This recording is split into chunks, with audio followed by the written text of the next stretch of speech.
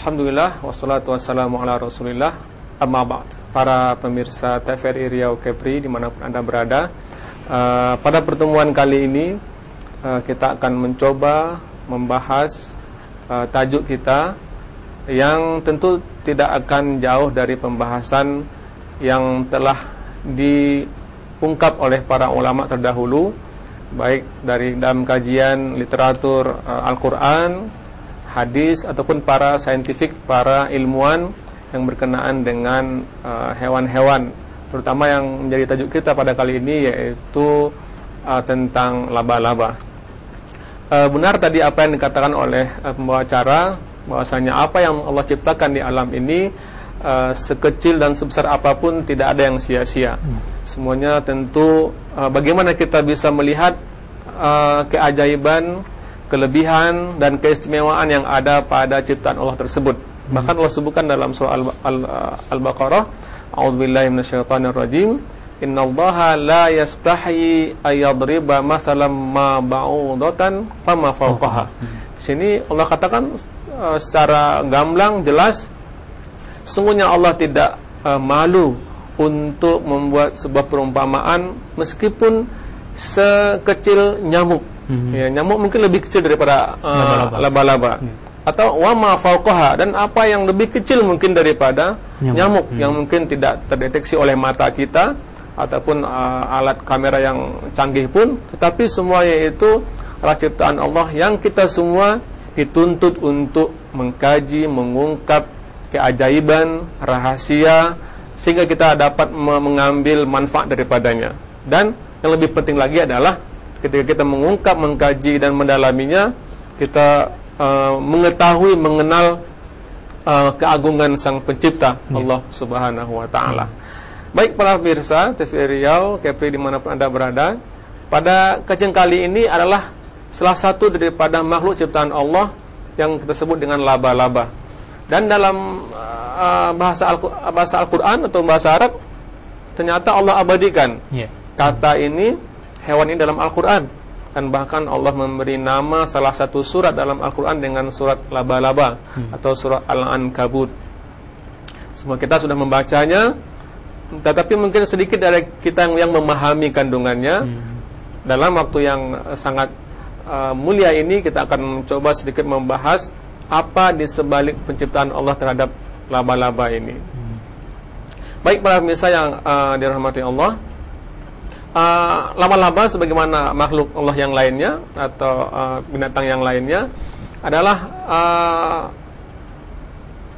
memiliki keistimewaan, mulai dari taringnya, kemudian kakinya, kemudian indera penglihatannya, kemudian bagaimana dia mencerna makanan, kemudian bagaimana dalam membuat jaring yang untuk memangsa. Nah, kita mulai dari tubuhnya. Nah, tubuhnya kalau kita lihat dalam visual, namanya laba-laba ini kepala dengan tubuhnya itu bersatu. Dan dia memiliki 8 mata dan juga memiliki 4 pasang kaki. Artinya dia punya kaki 8.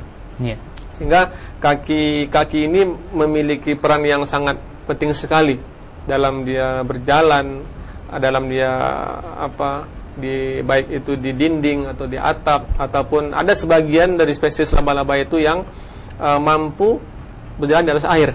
Karena di setiap ujung kakinya itu seperti beludru atau seperti lilin yang memberikan dia kemampuan berjalan di atas air. Atau kita lihat bagaimana dalam tubuh laba-laba tersebut, dalam perutnya itu banyak terdapat serat ataupun kelenjar atau cairan yang dengan cairan itu dia bisa memproduksi kelenjar ataupun benang-benang, sehingga dengan itu dia membuat jaring, yang dengan jaring itu dia akan bisa menangkap atau membuat perangkap terhadap mangsanya. Dan dalam kelenjar itu pun dia bisa terdapat di situ unsur racun atau bisa, sehingga dia setelah mangsanya terperangkap dalam jaringannya itu, maka dia dengan sendirinya jaringan yang ada unsur perekat itu akan melilit mangsanya. Seperti kita lihat dalam hal ini, apakah itu lebah mangsanya, apakah itu kupu-kupu, belalang, nyamuk, lalat dan sebagainya, itu ketika menempel dia akan memperhatikan dari jarak jauh dari rumahnya. Nah, biasanya dia akan bersembunyi di sebalik daun, di sebalik dinding umpamanya. Maka dengan sendirinya dia akan memintal mangsanya. Kemudian setelah dipintal dengan kelenjar itu, maka dia akan pintal, kemudian dia akan suntikkan melalui jaringnya itu zat kimia. Dia ada namanya zat kimia yang memiliki sifat mematikan, sehingga dalam beberapa saat saja mangsa itu akan terpintal dan mati. Dan anehnya di sini kita melihat bahwasanya, ini kita lihat, dia akan memintal mangsanya karena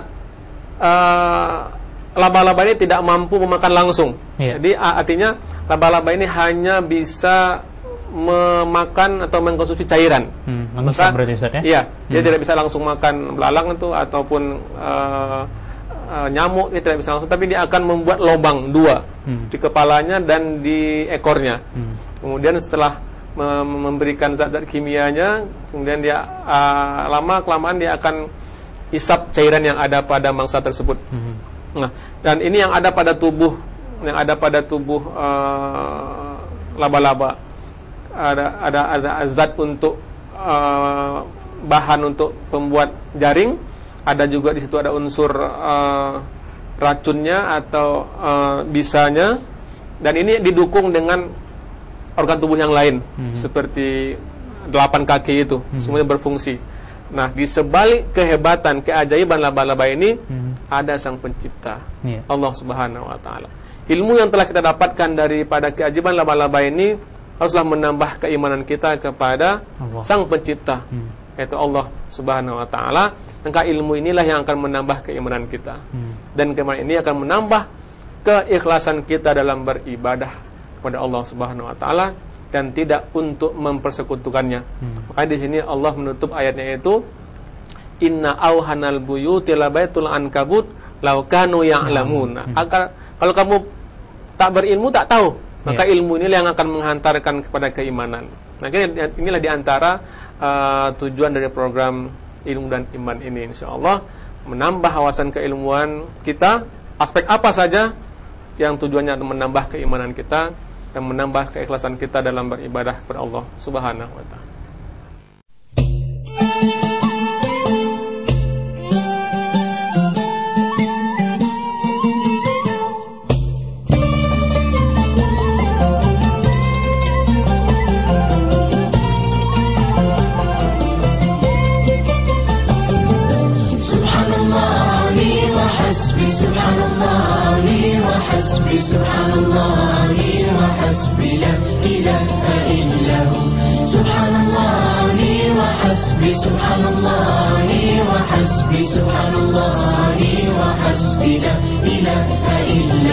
Semoga hati memuji Allah, Insyaallah, insyaallah. semoga dijaga dari salah.